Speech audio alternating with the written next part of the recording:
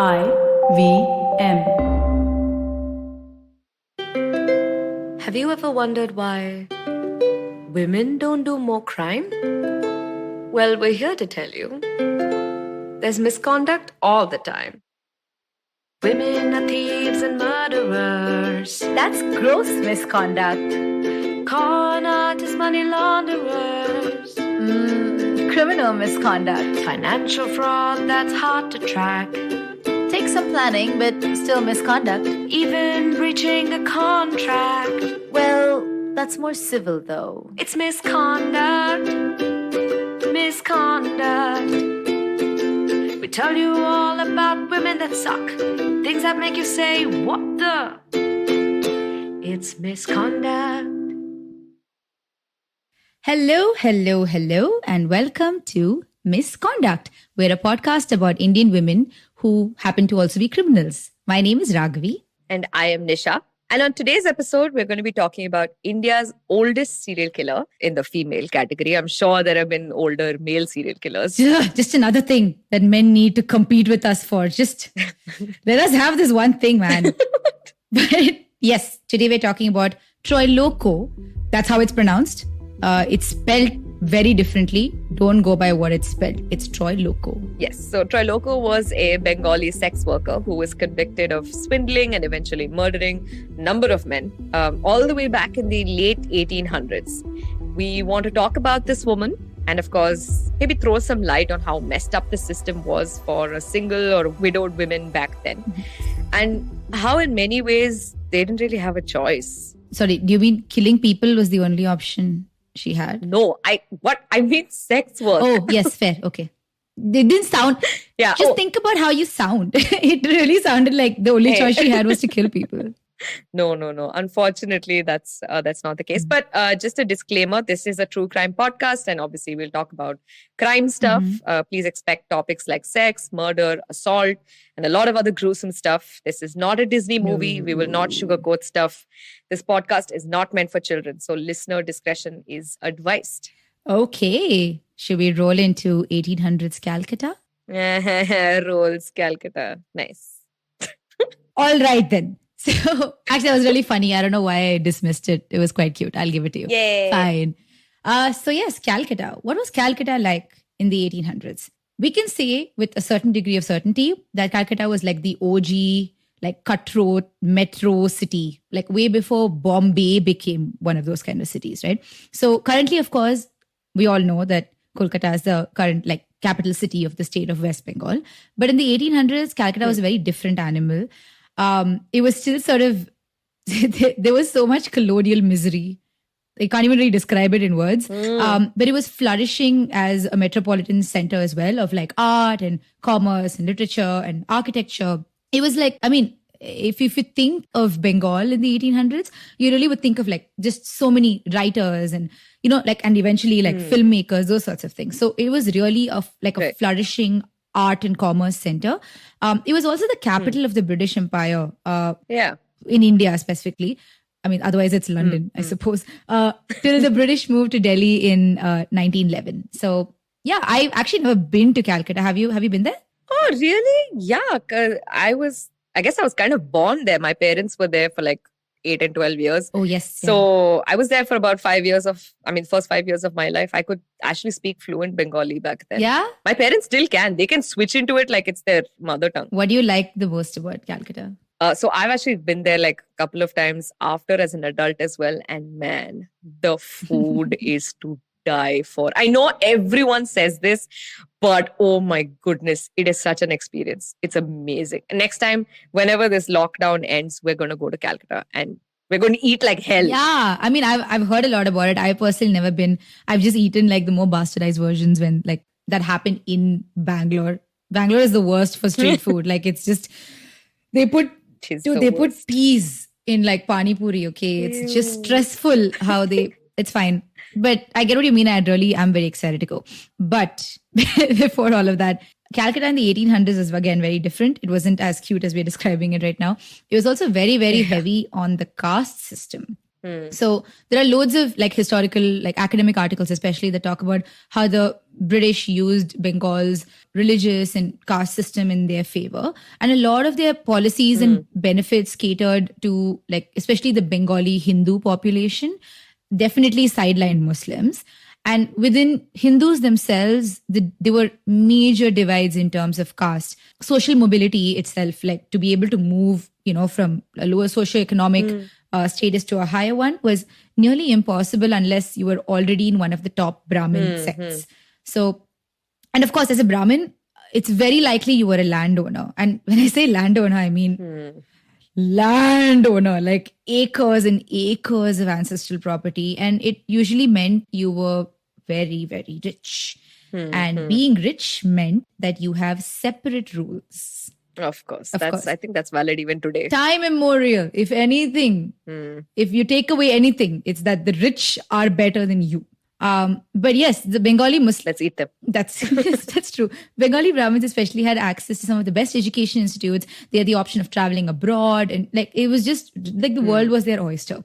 And a study that I had read on social mobility in India from a historical perspective, this was authored by Zach Landis, and it was published in the University of California. So it tracked how different castes and classes rose just by analyzing prominent surnames for different like elite occupation, educational statuses and stuff. And the ones that really had any sense of like influence in society, especially Bengal society, were Mukherjees, Banerjees, Chakrabartis, Chatterjees, and Gangulis. Like those were the names that got you to places. If you were anything else, or worse, if you were a woman with no family attached to you, especially, you were just screwed. Yeah. As these names were not, and I found this out recently when I was working. The names that you mentioned, that's not what they originally were. It was Mukhopadhyay, Bandopadhyay, Chattopadhyay. But like the Brits couldn't pronounce it. And therefore it was like Mukherjee and Banerjee and like whatever bastardization that they do. And I hate when this happens because like it especially affects me when like a lot of places offer mulligatawny soup. It's rasam. Get your act together. It is not mulligatawny soup. That is awful. I've been to like, I think this was Bangalore Club, and for lunch they had served mulligatawny soup. And someone looked me like directly in the eyes, in my sad Tamil eyes. He looked at me and he said, "Would you like some mulligatawny soup, madam?" And I'm like, one slap. One tight. It's basically mullaga is pepper, tanni is water, and that's what's in rasam, man. Just call it rasam. It's easier than mulligatawny soup. That is true. Actually, with this, let's probably take a teeny tiny break. When we come back, we'll talk about what women were really treated like in Bengal in the 1800s, especially widows. And that really ties up with what you want to talk about, Troilokya especially. So we'll see you in a bit. Feeling overwhelmed, anxious, struggling with too many obstacles, don't know where your life is headed? Well, if you are dealing with one or all of these, tune into the Positively Unlimited podcast, because in each episode, I share a life lesson, a life hack, a pro tip that can help you get your life back on track. All episodes are available on the IVM website, IVM Podcast app, or wherever it is that you get your podcast from. Welcome back after the break. I may or may not have had some rasam. No, I'm kidding. Let's just quickly get into talk about women in Bengal in the 1800s and more specifically the widows. And I think one word comes to mind when we talk about them, and that is sati. So for those of you who don't know, sati is the practice in which a widow willingly self-immolates or commits suicide on her husband's funeral pyre, because Hindus primarily burn or cremate their dead. So it was considered like the kind of sacrifice that, among other things, proved your absolute devotion to your husband. But there were some exceptions as well. Pregnant and menstruating women apparently did not have to do this. Of course, in reality, society started forcing this upon all widowed women because, unmarried women anyway are considered a burden, which still holds good today. But now, as a widow, the implications were far worse. So in colonial India, not having a husband means not just not having a livelihood. It also means that You could be abused by your husband's family Right. or just ostracized by society. It's kind of a sad time for them. Widowed women were almost like left with very few options after their husband's Mhm. death. So, and one of those options was becoming a sex worker. That's awful. Like It to is awful. have just literally nothing else Yeah. to look towards. Either get beaten up and abused by your husband's family or just sex work. By random strangers. Yeah, your body is never really even your own, which is just Yeah. awful. Oh, by the way, Sati, when we say it was bad in Bengal, it was genuinely bad around that time. In 1829, there was a law that was passed specifically for Bengal called the Bengal Sati Regulation. It banned the practice of sati, of course, and it sort of allowed for prosecution of those that pushed women into sati. We have a very similar law today as well. It's effectively translated into the Sati Prevention Act of 1987. This is passed by the Indian Parliament. And I mean, it's a little slightly different sort of an act where it just seeks to stop the glorification of the practice. Because the fact is, it is still practiced in pockets of India. We don't hear about it as much. It does happen. A large part of this is, I'll be honest, a large part of this is not awareness. It's not like women deserve agency and they can have a life after marriage. It's just, it goes straight into the crime part of it, which is you can't ask her to kill herself on her Right. husband's behalf. So you don't address the root cause of it. You're just like, that one act is what I'll criminalize. So yeah. Well, before we get into who Troilokya was, let's just get some basic stuff out there. There's actually just one primary source that talks about her wrongdoings, and that is Priyonath Mukhopadhyay. Priyonath was a former inspector and detective with the Lal Bazaar police station in the detective department of the Calcutta police. Priyonath was the investigating and arresting officer in this case. So his accounts are very personal. And we say personal because it's kind of colored with the sort of opinion that most like high caste men will likely have about a widowed woman / sex worker. Right? His work regarding Troilokya is captured in this Bengali, partially true, partially fictionalized publication. It's called Darogar Daptar. And apparently, Daroga is the job title, like inspector or commissioner of police or something like that. The name of the book literally translates to The Inspector's Files.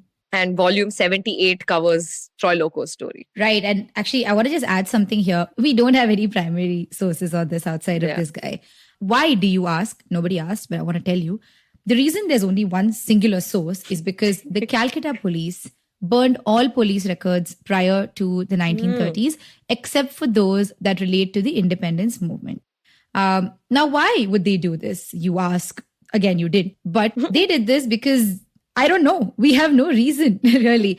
There is no reason for them to do this. It's most likely because maybe they ran out of space, is the best reason that I have. But honestly, nothing infuriates me as much as a dumb human decision taken to permanently remove any sort of historical archive of any nature. It just pisses me off.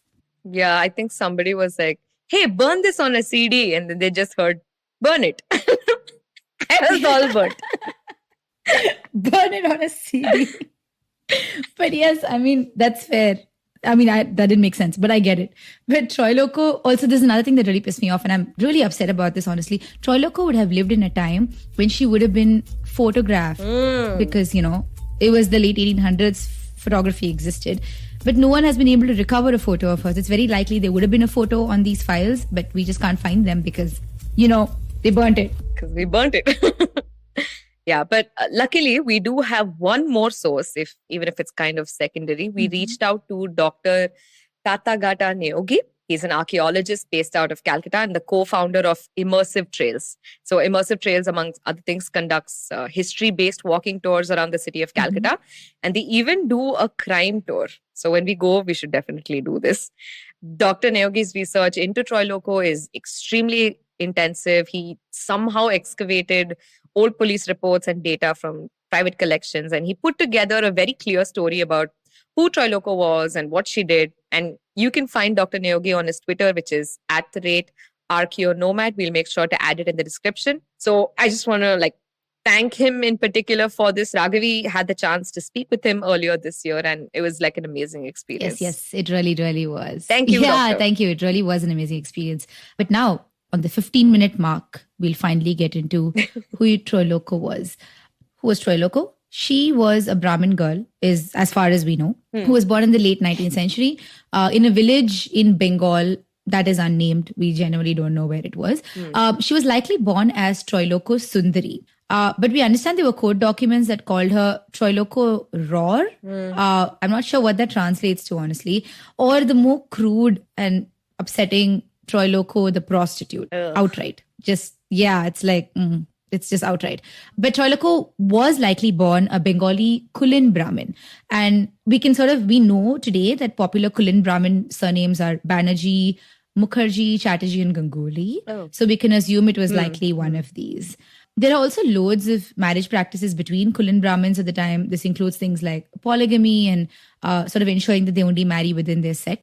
But the most popular one appears to be male Kulin Brahmins marrying much younger women within their sects. So Troilokya, of course, was married off as a child to a much older Brahmin gentleman. And it's said that she met him a grand total of once. And then she was sent to live with her mother. And because he was much older, or it could be another reason, but he was infinitely older than her, he passed away. So that happened. So now she's widowed, right? But she was quite lucky in that she didn't have to commit sati. Yay! Yay! Congratulations. Instead, we are told that a kind-hearted older woman approached her a little after she was widowed. And this woman offered her a home, basically like this life of like genteel sort of poverty, which is not bad for a widow with no livelihood. It still has a vague degree of independence, right? But it turns out that this older woman was in fact a supply chain manager of sorts for Calcutta's brothels in the Sonagachi district. The Sonagachi district, even today, Sonagachi district is a very popular red light area in Calcutta. It has over 7,000 sex workers. And essentially what she did was she introduced Troilokya to a young man who promised to marry her. This man took her to Calcutta and promptly sold her to a brothel. That is disgusting. Why are people like this? Like, I don't know. Why? What is it about? Like, they see a child and they're like, yes, let us sell this child to a brothel.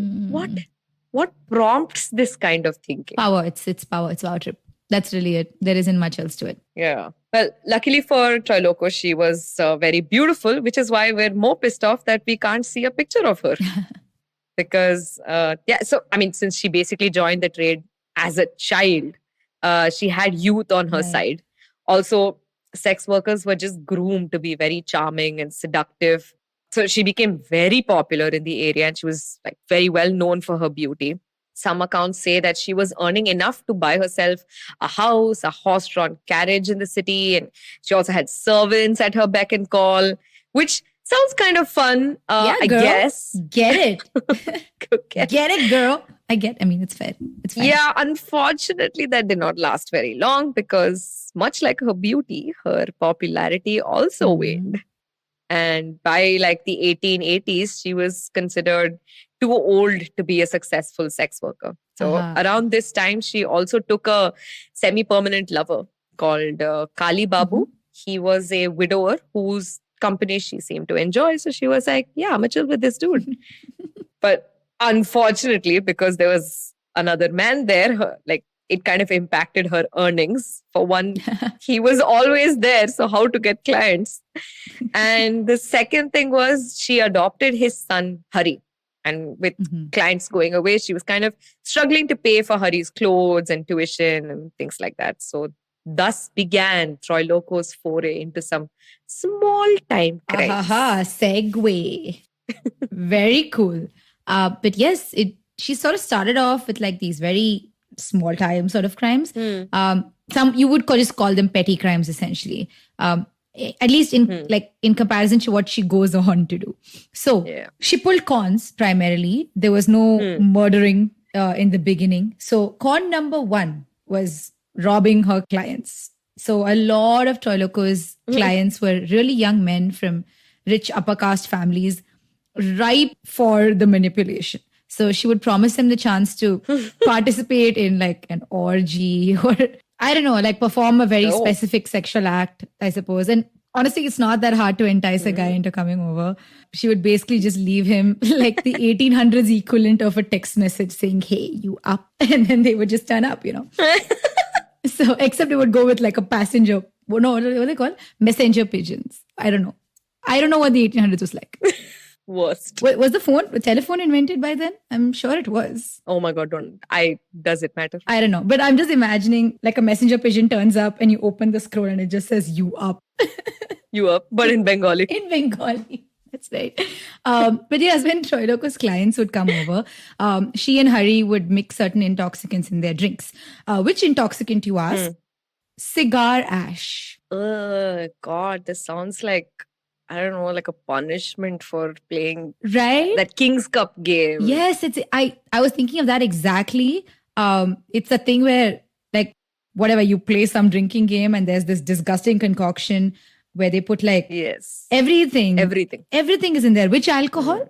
Yes. Every alcohol. And the worst part is you can like, there is every kind of alcohol in there and yet somehow you can only taste and smell that goddamn old monk. It just, Oh, God. as you lose the game and you have to drink that punishment drink, that whiff of old monk hits you and you can feel the bile pile up in the back of your throat. Anyway, Gross. Troilokya's clients who would drink this would get really, really hella high. And usually they would pass out. So she would rob them, you know, because now they're asleep. She would sometimes drive them out to their homes and just leave them there. Other times she would just leave them out on the street, okay? She'd just leave them there. And the police would lock them up for public intoxication. Oh, no. And yeah, this con worked really well for a while because who would these clients complain to? Because complaining to the police would mean that you are now like a upper caste person who is seeing sex workers. Yes. You know, like nobody would want to really talk about that. So she got away with this very, very easily. But the fact remains that word of mouth can really impact your business overall. And there were only so many clients that she could rob before she just ran out of clients. So Fair. yeah, and Troilokya was not stupid. Okay, she's quite a smart cookie because obviously she came up with these plans, but she wasn't smart enough to realize that her clients would just tell each other. And they'd all just meet in a club and they'll be like, yeah, bro, Troilokya just like stole everything from me. And Maybe they had a WhatsApp group. ooh. No, get on Signal. WhatsApp is not worth it. Yes. Yes. So yeah, it came to a point where she had no clients left and it was time for a new con. All right. So con number 2 was robbing a different kind of client. So as we mentioned earlier, the Bengali Hindu caste system often saw people marrying within their own castes, right? So one particular Brahmin sect was called the Troilokya Brahmins. And in this community, the groom's family paid like a gift. I'm not dowry, but like a sum of money to the bride's family before the wedding. Usually it's the other way around. So in this case, a bride's father could just ask for whatever he wanted. And Troilokya and Kali Babu were like, hey, scam time. So they capitalized on this. They hired teenage female sex workers and pretended that they were the bride's family. They also rented out a mansion outside of the city to add to the con of pretending to be rich upper caste Hindus. And Kali Babu would search for wealthy grooms in the surrounding villages. The groom would be selected. They would discuss all the wedding plans and then specifically this bridal gift that has to come. And then they would plan like this lavish wedding and like they would throw this lavish wedding. Course. There would be no real suspicion because the sex workers that they hired for this, they are able to play the role of the wife, both as the mistress of the house and, you know, ... in the bed. Gasp. Actually, why am I gasping? Yes. Hey, yeah, she's a wife. It's okay. She's a wife. It's fine. Yeah. I don't know. I was about to say escandalo, like, but it didn't fit because it's fine. So yeah, a month or so after the wedding, the bride would like usually say, I want to go home and meet my family in Calcutta. And in that community, the brides would like deck themselves out in their wedding jewelry when they visit their parents. And the husbands also will go with them. It's all really sweet, except for the fact that this is a scam. So on the way, like Troilokya and the group would just like abandon the groom and run off. And like Troilokya would pay off the sex worker / actress and any other expenses that were there. And she and Kali Babu would just pocket the rest of the money. the groom and his family would never find them because they're very unfamiliar with the streets of Calcutta. Also, the city had a population of like 1 million at this point. So where are you going to go hunting? Fair. It wasn't even a particularly planned city at that time. It was just like, Yeah. here. Some parts of it were planned where the Brits were there, but the rest of it, obviously, they didn't care. So, yeah, but this con also got very old for two reasons. One, word of mouth. It's that same WhatsApp signal group. And the second was the ravages of time. These teenage sex workers got old. Oh, yeah, fair. That makes sense. But it's important to remember, and this is something that Dr. Neoge also kind of reminded us, is that Troilokya was groomed to be a sex worker. Those were all the skills that she had, just her beauty and her charm.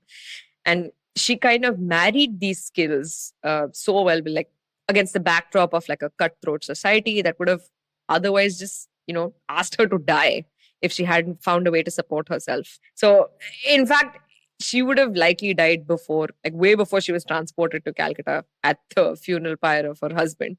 So I'm not really mad that she was like, aha, loophole in this like patriarchal system, and she used it to her advantage. That's fair. I mean, also you said, aha, loophole. I love that.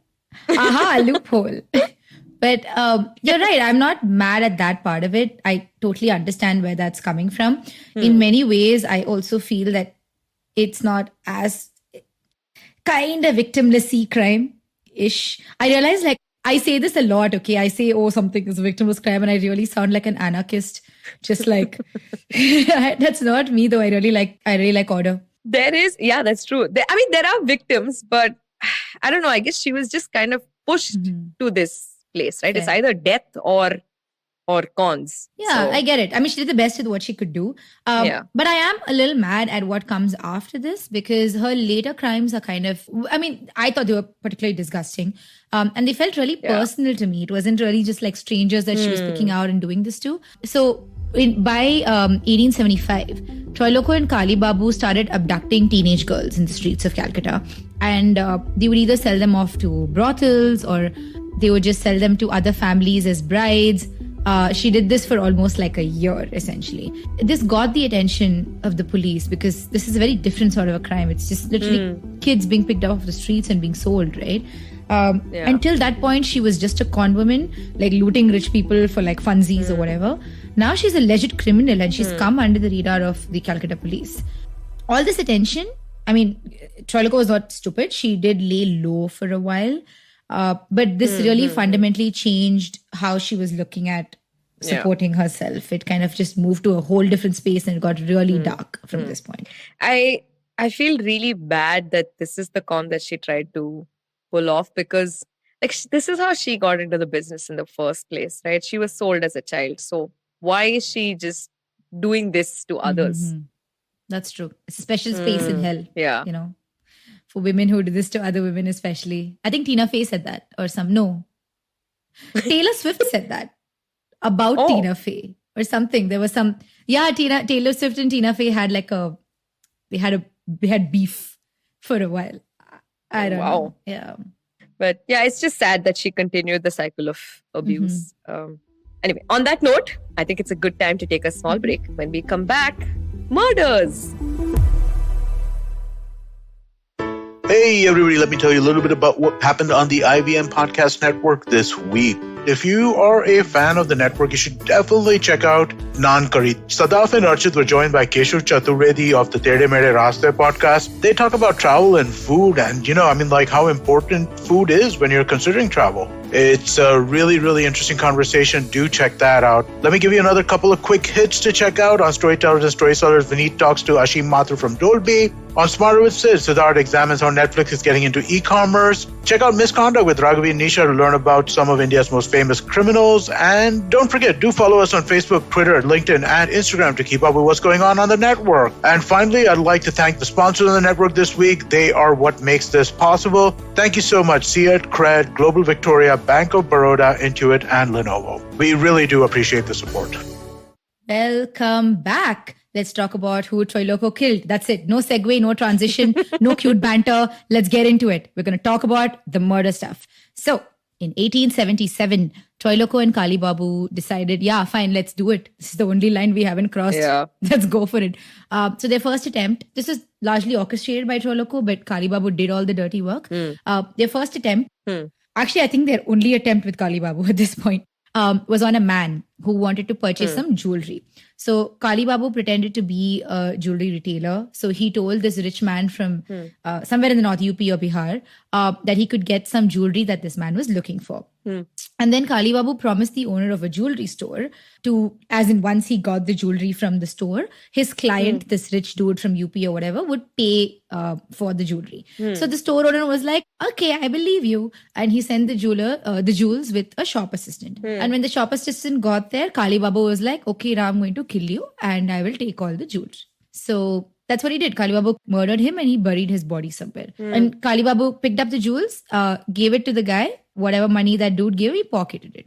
And this was really, really smart because if they had just taken the jewelry and tried to sell it, the police would have immediately known about it. Do you not expect the store owner to be like, bro, I'm filing a complaint because my jewelry is missing? And then he would describe the jewelry. And then if somebody sold it, they would find it, right? And that establishes a chain. Instead, what Kali Babu did was he sold it off to some other person and just kept the money. So that was really smart. Yeah. But the police did find out about this. And they sort of traced the body of the assistant and it was found buried under a house. And who did this case go to? It's our detective boy from earlier, Priyanath Mukhopadhyay. Yay. So, as I'm not sure if you guys remember, but Priyanath was the guy who wrote the publication which talked about Troilokya, our only source, as you mentioned earlier. So Kali Babu was arrested for this crime. They found him. They did their work. They arrested him. And then he was eventually hanged. That's where Kali Babu's story sort of ends and now it's just Troilokya all by herself. She did get away. Even though she orchestrated this whole plan, there was no actual evidence to tie her to the crime. There were no witnesses that actually saw her. It was just Kali Babu doing everything. So she walked. But Priyanath was like, this is one suspicious woman. So he kept an eye on her from that point onwards. And we also understand when we spoke with Dr. Niyogi, there is a chance that this whole story was fictionalized by Priyanath. There is some evidence to suggest that Priyanath did not actually investigate this case, but he sort of read the files later and decided he wants to write about it. Again, there's not something we can verify. It's probably information that Dr. Niyogi got from like private collections and stuff. None of this is publicly available information. A lot of this is in private collections, so we'll never actually have access to it. And I feel like these guys, Priyanath and Troilokya, kind of lock horns at different points of her life, right? They do. It's a lot like, have you watched Catch Me If You Can? It's the Leonardo DiCaprio. I have not. Okay. Nisha has this terrible... She hasn't seen anything of any artistic or historical value, movies-wise. Yes. At least. But fine. It's a lot like Catch Me If You Can, except it's a little sad because she kills people while Leonardo DiCaprio just forges some checks. So I guess... Anyway, this comparison really broke apart very quickly once you said, no, I haven't seen Catch Me If You Can. I haven't seen a lot of movies. As you keep referencing them, I'm sure you'll find out. No, I already know. It's something I just fundamentally cannot stand about you, but whatever. Otherwise, it's a very fulfilling relationship, so it's fine. So Troilokya, at this point, started murdering all by herself. So her modus operandi, so to speak, is actually very similar to what Cyanide Malika used to do. So she arranged to meet. I mean, it's a little different in the sense that she knew these people, though. So Troilokya would arrange to meet with her former sex worker colleagues from Sonagachi. Many of these women, like her, they were aging and they were very worried about their finances. So she told them that she knew some holy man who could help them with their financial troubles. And she's also encouraged them to like just wear all their jewelry and come when meeting him. And basically she said that he would help double their jewelry if they turned up. So the address to meet up was not suspicious at all. It was a dilapidated old house in this area called Maniktala.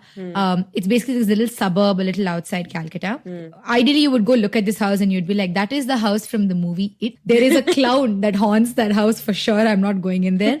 But I guess this was common for that side of town at the time. I have not seen it. Have you not seen? Oh, God. I'm just going to stop referencing movies at this point. This is just stressful for me. In any case, once these women reached the house, she would, as in Troilokya would tell these women to take their clothes off and bathe in the pond before meeting this holy man. Of course, they also took off their jewelry. And once they went into the water, Troilokya would approach them from behind and she would strangle or drown them. Yeah. And then she would pick up the jewelry and just... Oh my God, that sounds brutal. Yeah. Yeah, this sort of really throws some light on the fact that sex workers in general just have no real like social security or support. Like, you know, the people who apparently do normal, in quotes, normal jobs are likely to have insurance and pensions and, you know, savings, those sorts of things. Like, you know, just access to medical care, even something as simple as that. But sex workers don't get that, you know, and that's really what pushed, like, not just her former colleagues to meet her, but that really is what pushed Troilokya as well. True. They're never recognized as people with real jobs, you know, it's not, they don't look at them as people deserving of any sort of support through the state, through welfare, like nothing. So that's why we end up with these sort of situations, because we don't recognize them as people worthy of any sort of protection at this point. It's sad. I think we should just, I mean, this is just my personal opinion, but it would be great if we just legalize it. Yeah. Right? Like, give them pension, give them, let it be safe, let it be like, tax them, let them pay for the economy. Exactly. As in, so there is an act that in India, as in a legislation that sort of puts sex work in, not really in the illegal space specifically. So it's called the Immoral Suppression Act. It basically allows sex workers to practice their trade privately, but they cannot publicly solicit customers. And for which, if they do, of course, they'll get thrown in jail. And what this really throws light on is the fact that it's just as simple as any employment agreement with or any freelancer. You can do this privately. The only difference being, like a freelancer, okay, he's doing this in his house. If he wants to go commercial, he needs to get a license or like a shops and establishments registration or something of that sort. But no sex worker can do that because they just can't. And more importantly, you're right. Tax money, buddy. Like, Yeah, man. Just legalize it, put GST registration, get that money, build roads. yeah, you don't have to even get a registration if you earn less than 20 lakhs. Congratulations. And I don't know, I just feel at this point, it's really come to a point where it's not something we can avoid. There are huge districts in India that cater to this. Sonagachi, of course. Yeah. I'm forgetting the one. Kamatipura in Bombay. These are massive spaces with thousands of sex workers. And we're ignoring the fact that there are other smaller spaces that exist as well. And all of these women live in likely constant fear because they don't have clientele that they believe will keep them safe. Or, you know, just, I'm sure their brothels don't give them any sort of benefits. So it's just genuinely sad that we haven't just recognized them already. Anyway, so back to Troilokya. Now, you may wonder, how long did she keep killing sex workers like this? 3 years. She is known to have killed at least 5 women. Now, it's not clear where she left the bodies of these women. I doubt they were just like floating about in that pond. She must have taken care of it. But in August in 1884, she was caught red-handed by a passerby who saw her attempting to drown a woman. The passerby and the victim took her to the local police, and apparently Troilokya charmed the constable at the local police station into letting her go. Yeah, girl still got it. Yeah, and the complainants were like so pissed off, so they took the case to Priyanath. What? And okay, fine. Yeah. And Priyanath was like just waiting to get something to nab her, and he investigated the case, found her guilty, had her arrested, and he sent her to jail to await trial. But something very weird happened. The constable who let her go earlier, he was suspended from service because he was doing like a terrible job of being a police officer. And then he realized, like, a light bulb went in his head, and he was like, hey, if Troilokya was found guilty, I will be expelled from the police for good. So to save his job, the constable paid for Troilokya's defense lawyers. And he seemed to have paid for like really good lawyers because Troilokya walked free. And you know what? She's had a lot of luck so far. This would be a great time for Troilokya to just lie low. or move to another city, just, start a new life. She did move, but to just a cheaper side of town in Calcutta itself, this area called Chitpur. And Madam did not lay low. Yes, of course, she had to move because, she was running out of money. The other issue was that this court case apparently brought a lot of unwanted publicity to her. And remember, she is still a sex worker. So she would generally be afraid of violence or police brutality, because that is just the case today or back in the 1800s. That is just the case, right? And this case was apparently so sensationalized that people were able to recognize her on the streets. And it just became really, I'm sure it became very stressful for her to have to deal with this on a daily basis. So she went to Chitpur. But in Chitpur too, she ran out of money. And at this point, she was really desperate to get her hands on something for sustenance, that she murdered Raja Kumari, who was a fellow sex worker who lived in the same building in Chitpur. Raja Kumari apparently owned a lot of jewelry that was given by her clients. And it is said that Troilokya only wanted to drug her initially and just take the jewelry and go. But Raja Kumari was just like a really tough cookie. So she wasn't able to knock her out. And instead, she got to a point where she was like, whatever, I'll just strangle her. So that's what she did. She strangled her and she took her jewelry. And of course, who should be called to investigate this case? It was Inspector Priyona. What? He's the only officer in the entire city. It's like Commissioner Gordon. She's the only one. No other police. It's only him. Exactly. So anyway, Priyona turned up at the crime scene where he asked all the other occupants, and someone mentioned Troilokya. And he was just like, aha, it must be that woman. But I'm guessing he said it in like Bengali or something. So it was probably like, aha, oi mohilatai hobe. Well done. Sorry to all native Bengali speakers if I'm not saying it right. But yeah, anyway, now he was sure that, it has to be this one. And he decided to make Troilokya confess. So Priyana put together like an elaborate plan to get her confession. He arrested her adopted son, Hari, for this murder. And when Troilokya saw that it was her beloved son in chains, she broke down and she confessed. She apparently surrendered the jewelry that she stole. She was able to point out to a compartment behind her, a cupboard at home, and in which the police also found like some other truly incriminating evidence. And now you might be asking, did she get her day in court? I mean, yeah, she did, because she literally confessed. Of course, she got her day in court. That's not to say she didn't regret the confession, because once she found out that Priyanath had tricked her into admitting this, she tried to recant the confession. By the way, this sort of nonsense would not be permitted in today's world. To arrest someone without any cause or evidence or just a damn warrant, none of that stuff would be allowed. And in fact, if it can be proved that Troilokya's confession was provided under coercion or duress of some sort, in many circumstances, that won't even be permitted evidence in court.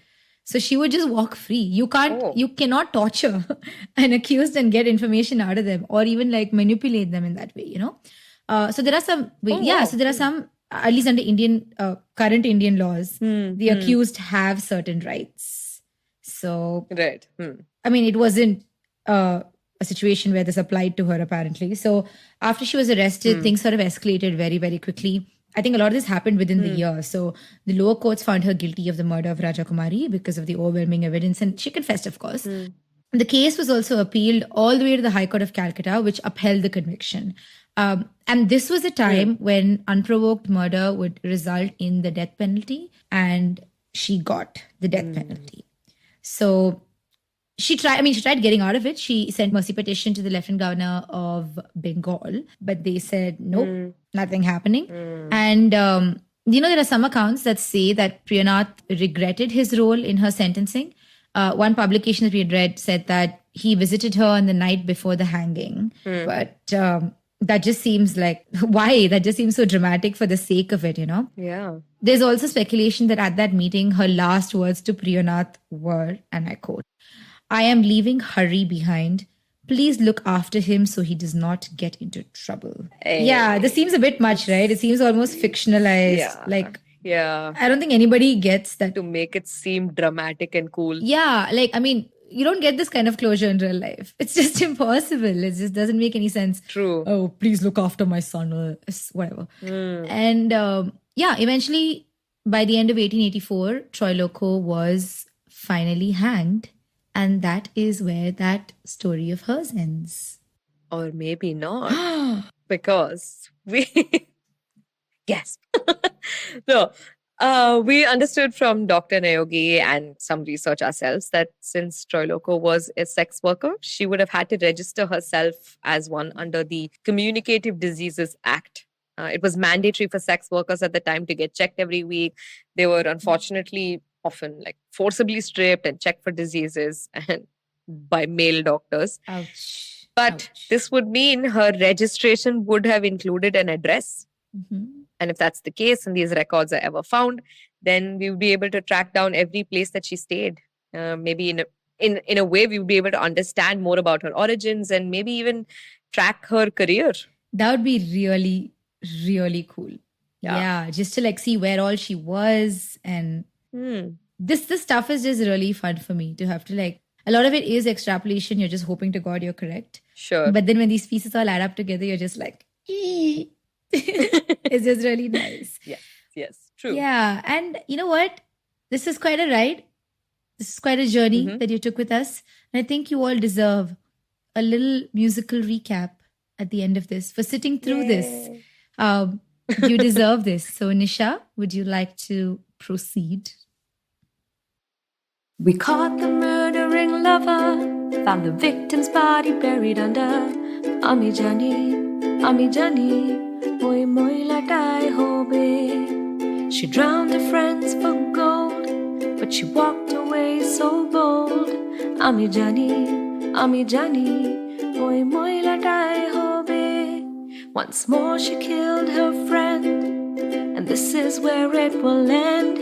Ami Jani, moi moi latai hobe. We tricked her to confess that I just make a mess. Kintu ami jani, moi moi latai hobe. That was amazing. And Yay. And one more thing that was really amazing as I thought about it as we were doing this, and as you were singing actually, is that this entire episode of Calcutta, we got through it without making one Devdas reference. Hey, that's awesome. I'm very proud of us because really a lot of what I know about Calcutta is pretty much entirely from the set of Sanjay Leela Bansali's Devdas. So, yeah. I'm very happy. I'm going to go celebrate by inviting my ex-lover's new friends with benefits and dancing with them. what? That's so specific. That's amazing. But Hey, that's my Devdas reference. I got it. Oh no. Failed. It's over. Fine. In any case, thanks so much, guys, for sitting through this episode. It was quite a long one, but I'm hoping it was really educational and fun. Thank you for joining us, of course. And you know us, you know where to find us. Our social media handles, etc., is all available. And of course, you can look up the sources for all of this on our Substack, which we will also provide the link to. Please go and follow us on Instagram. I am at justnishfulthinking, just.nishful.thinking. And Raghavi, you can find her at @ragi.tose. You can find me And there. we will see you again on the next episode of Misconduct. See you guys. Hi, I'm Zarina Poonawalla, host of the Empowering Series podcast on the IVM network. I happen to be a peak performance coach and leadership coach by profession, and I'm here to share with you productivity tools, life-altering techniques, and real-life hacks to help you achieve your maximum potential in everything you do, your relationships, professions, careers. So tune in every Monday to unleash your inner power. Be safe, be well, be empowered. We live in an age of disruption, of immense change in every aspect of work, life, and business. But is the old way of doing things truly dead? And are we ever going to stop saying the new normal? Join me, Varun Dugirala, on Advertising is Dead every Tuesday as I talk to entrepreneurs, leaders, creators, and change makers from across business, media, marketing, and beyond to dig a little deeper into how we got here, what we're doing now, and where we're headed. You can catch all the episodes of Advertising is Dead on the IVM Podcast website, app, or wherever you get your podcast from.